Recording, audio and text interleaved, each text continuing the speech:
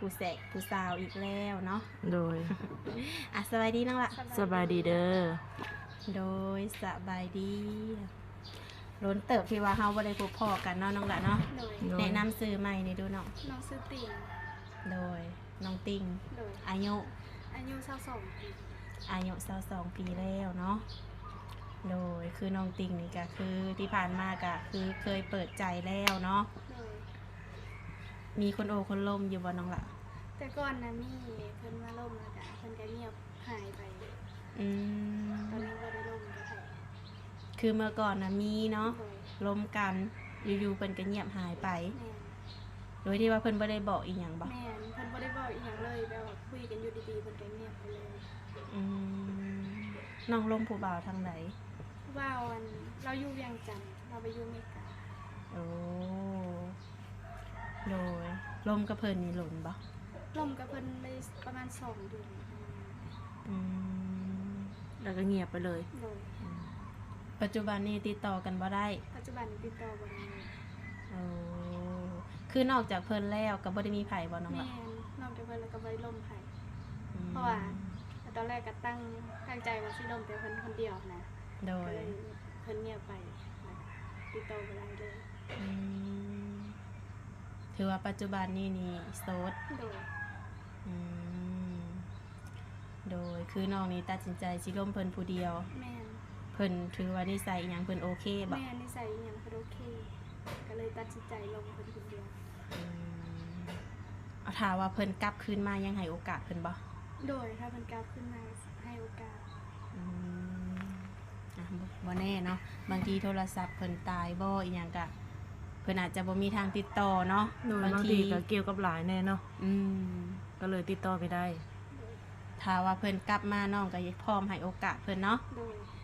โดยแต่ว่าปัจจุบันนี้นี่สถานะอีหยังยังโสดเนาะ แม่นยังโสด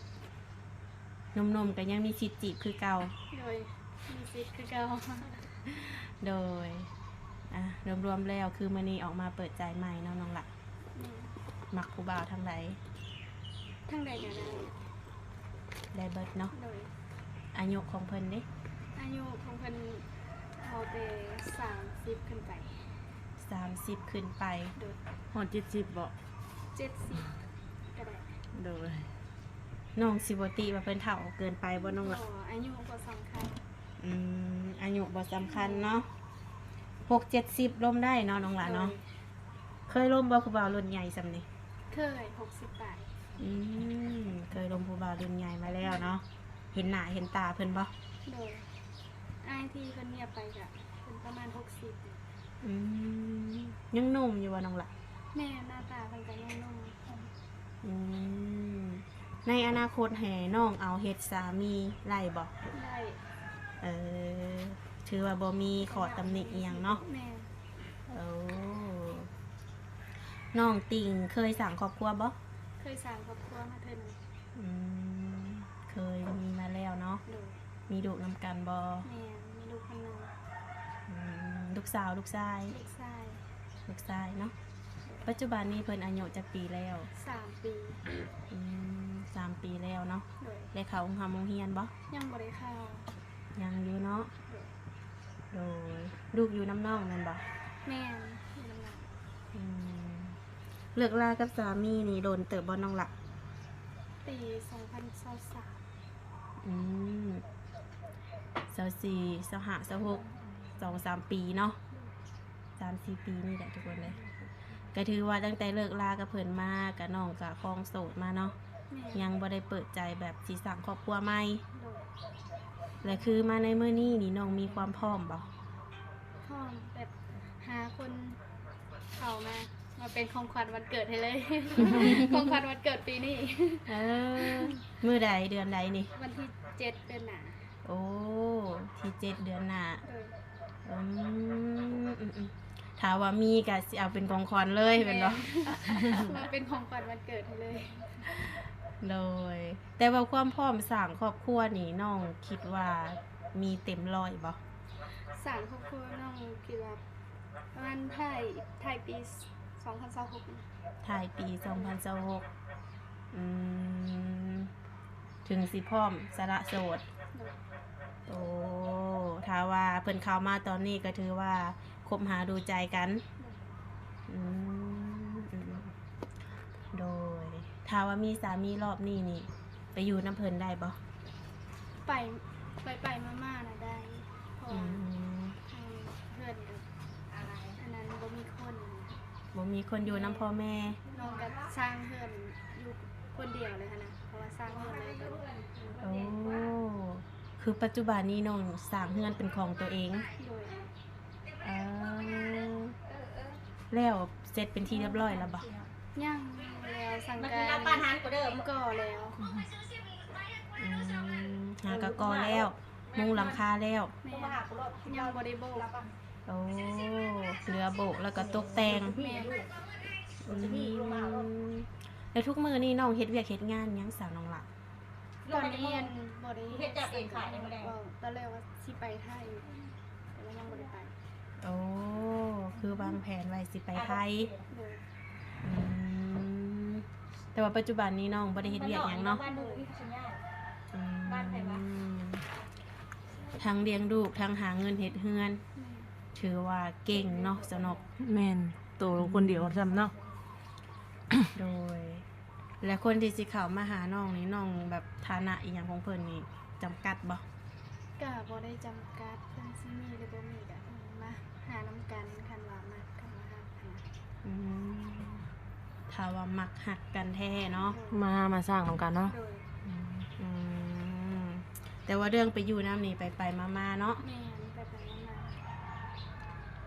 แบบไปอยู่น้ำเพิ่นเป็นรักปักฐานนี่บ่ได้บ่ บ่ได้เฮากับมีครอบครัวเฮากันนี่ อืมป้าพ่อป้าแม่บ่ได้เนาะโดยพ่อหังพ่อหมายลูกติดได้บ่ ได้ ถือว่าได้เนาะ โดย อืมคือน้องก็เป็นผู้เจ้าผู้งามแบบนี้นะ แบบหน้าตาของเพิ่นนี่จำกัดบ่ บ่น่าจะบ่จำกัดพอได้เข้าใจกันอยู่กันสบายใจ อืม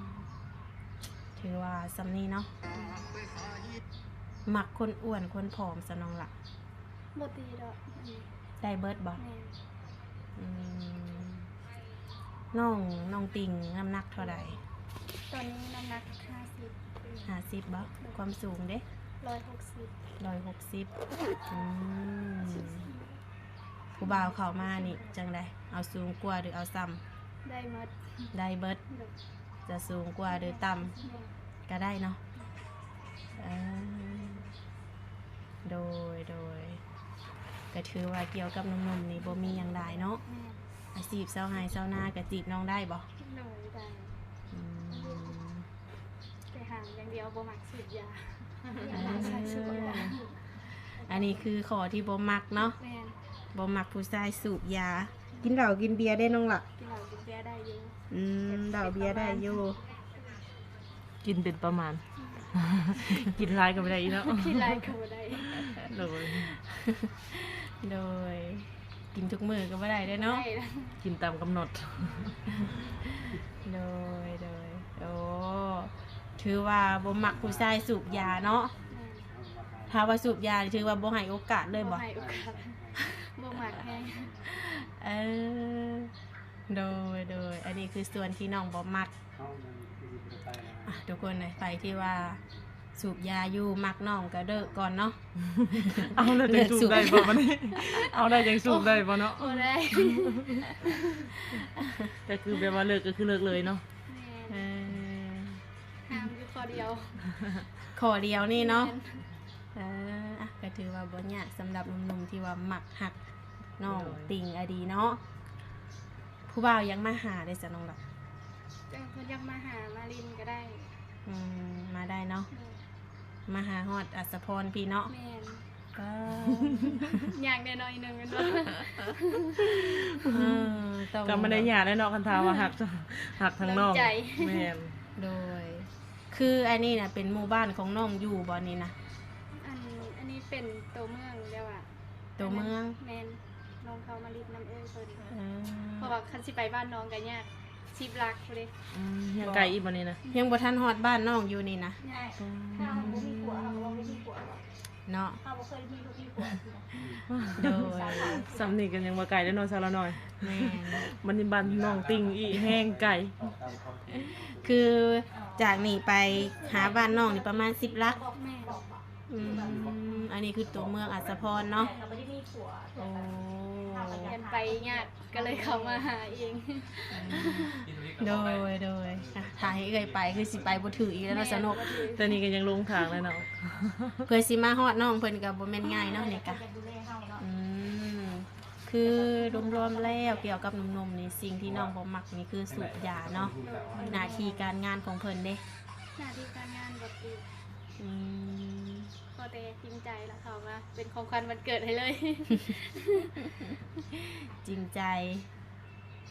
มีความแบบซื่อสัตย์เนาะมักหัก อยากดูแลก็คือเขามาคุยกันได้เนาะ โดย ทางติดต่อของน้องเลยสน้องละมีหยังแน่นี่ มีไลน์ มีแต่ไลน์หันบ่ มีไลน์ดอกเตอร์ มีไลน์กับเฟซเนาะแจกอะไรไปทั้งสองเนาะ โดย อืมโดย ลูกอยู่น้ำไผ่สันน้องหลาน ยูน้ำแม่ อืมคือแม่เอาลูกให้เนาะ โดย อืมโดยคิดว่าเพิ่นอายุจักปีจังสิส่งเป็นเฮียนนี่ ประมาณ4 ปีปีหน้า อืมโดยแบบทางพอเพิ่นก็ได้ส่งเงินอยู่บ่ บ่มีแต่น้องเลี้ยงคนเดียว อืมเป็นอะไรความรู้สึกเป็นแม่เด้งเดียวนี่ กับยากแต่ก็มันบ่ถึงขั้นว่ายากค่ะ อืมยังไหวสำหรับเฮาเนาะ ยังไหว อืมโดยแบบว่าคือเมื่อก่อนนี่น้องเฮ็ดเวียกอยู่แม่นบ่ โดย อืมแบบเงินที่ว่าสร้างเฮือนสร้างหยังก็มาจากน้ำผักน้ำแดงน้องแม่นบ่ มาจากน้ำผักน้ำแดงแล้วก็มีเพิ่นซอยแบบซื้อซอยแล้วก็น้องการซื้อไปเท่าละหน่อยค่ะนะ อืมคือมาจากผู้รักผู้ใหญ่เพิ่นแน่ แล้วก็คือแหงน้องพร้อมเนาะ แม่ โดยก็ตามติดตามต่อกัน โดยถือว่าปัจจุบันนี้ก็มาถึงครึ่งทางแล้วเนาะ โดย เกือบจะเสร็จสมบูรณ์แล้วแหละ 70% โดย ถ่าย อัน ปี นี้ เช้า แหละ หก จังห กับ วะ พอดี ไป เลยเนาะ ไปอยู่นำสามีบ่ได้เนาะเพราะว่ามีเฮือนเป็นของตัวเองแล้วอืมแล้วแต่ละมื้อน้องเฮ็ดหยังสนองล่ะ บ่ได้เห็นหยัง อืมถือว่าช่วงนี้นี่ว่างเนาะ แม่น เวลาโอ้ลมผู้บ่าวนี่ถือว่ามี มี อืม โทรได้ตลอด โทรได้ตลอดแล้วสนุก โดย โทร วาง ศัพท์ หับตลอดเนาะ ฮอดรถอะ แม่น อืม หักตลอดช่วงนี้ โดย คันทาลงไปไทยก็คือติดต่อน้องก็เป็นบางครั้งแล้วเนาะแบบว่าเพิ่นจะคุยนี่นะ โดยแต่ก็ยังบ่ฮู้ว่าสิได้ไป อันนี้คือยังบอกบ่ได้เนาะว่าสิได้ไปบ่ โด โด ย ยผู้บ่าวชวนไปเที่ยวได้ไปอยู่บ่นี่ ก็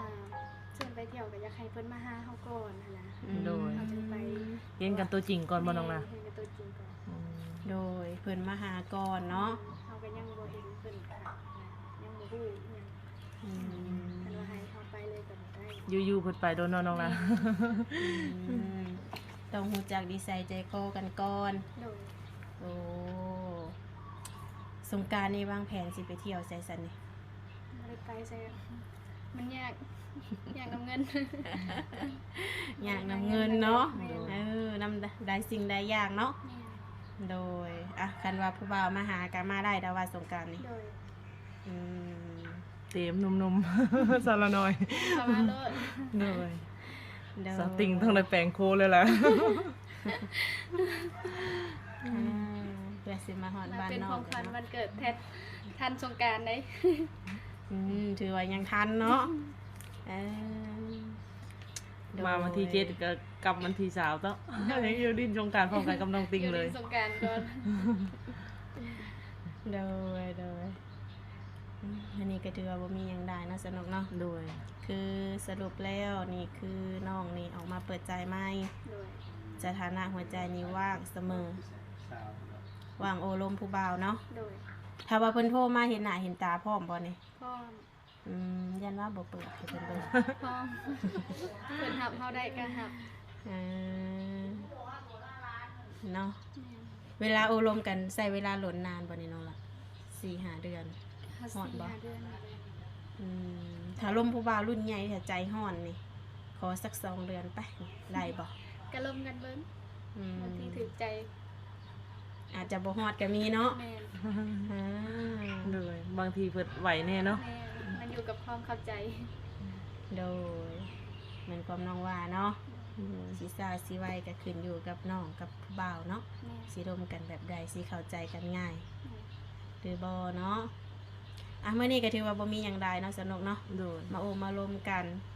ในรอบที่3เนาะน้องละ โดย ในหอบหลายๆปี ก็มีแต่ว่ารอบนี้ก็ขอให้สมหักสมหวังเนาะ โดย ให้พบพ่อคนดีๆเข้ามาในชีวิต คนที่ว่าน้องสามารถเพิ่งพาอาศัยเพิ่นได้เนาะดูแลครอบครัว โดยมีแต่ว่าเฮาก็สิเอาทางติดต่อเพิ่นเนาะสนุกเนาะ โดยเอา มาแจกให้ทาง เงิ นุ่ม เพิ่น ๆคนที่ว่ามักหักอยากโอยอยากลมน้ำน้องติงเนาะจังใดก็ไว้พบพ่อกันในคลิปหน้าเด้อน้องหลาเด้อ โดย โดย โดย สบายดีเด้อ